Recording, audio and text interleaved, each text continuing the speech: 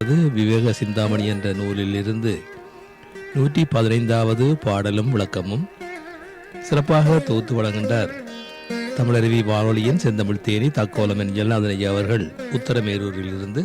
வாருங்கள். தமிழே அமுதே வருவாய் நிறைவாய் தருவாய்.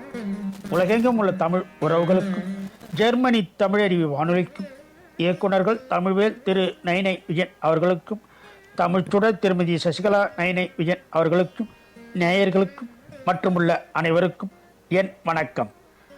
விவேக சிந்தாமணி எனும் தலைப்பில் அந்நூலில் உள்ள பாடல்களையும் என்னுள் பதிந்த கருத்து தெளிவுரையும் வழங்குகிறேன். தக்கோலம் என் ஜலநாதன், உத்திரமேரூர், தமிழ்நாடு. விவேக சிந்தாமணி பாடல் 115. ஒருவன் நரகடைந்த விதம். மதியிலா மறையோன் மன்னர் மடந்தையை வேட்கையாலே ருதுவது காலந்தன்னில் தோடம் என்று உரைத்தே ஆற்றில் புதுமையாய் எடுத்தபோது பெட்டியில் புலியாலே அதிருடன் கடியுண்ட அன்றே அரு நரகு அடைந்தான் மாதே. ஒருவன் நரகடைந்த விதம். மதியிலா மறையோன் மன்னர் மடந்தை வேட்கையாலே ருதுவது காலம் தன்னில் தோடம் என்று உரைத்தே ஆற்றில் புதுமையாய் எடுத்தபோது பெட்டியில் புலிவாயாலே அதிருடன் கடியுண்ட அன்றே அரு நரகு அடைந்தான் மாதே. அறிவற்ற அந்தணன் ஒருவன் மன்னன் ஒருவனின் மகள் மீது தவறான எண்ணம் கொண்டு அவள் பருவம் உற்ற நேரம் குற்றமுடையது என்று சொல்லி அவளை பெட்டி ஒன்றில் வைத்து ஆற்றில் விடுமாறு கூறினான். மன்னனும் அப்படியே செய்தான்.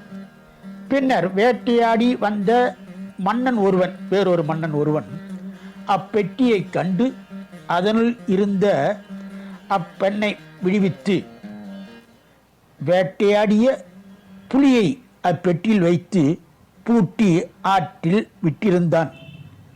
வருகின்ற அந்த பெட்டி அந்த பெண், தான் விரும்பிய அந்த பெண் இருக்கிறாள் என்று எண்ணி அந்தணன் அப்பெட்டியை திறந்தபோது அப்புலி அந்தணனை கொன்றது. அவனும் நரகத்தை அடைந்தான். மீண்டும் பாடலை பார்ப்போம். ஒருவன் நரகடைந்த விதம்.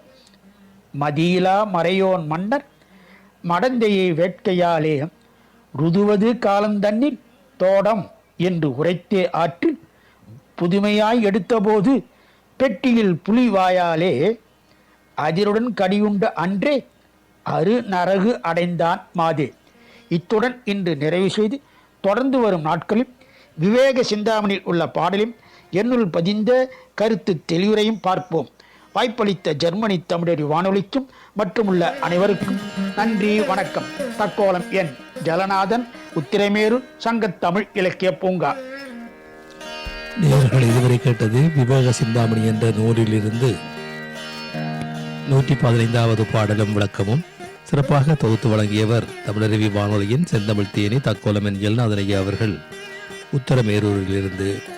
நன்றி இளைய, மீண்டும் இணைந்து கொள்வோம். நன்றி, வணக்கம்.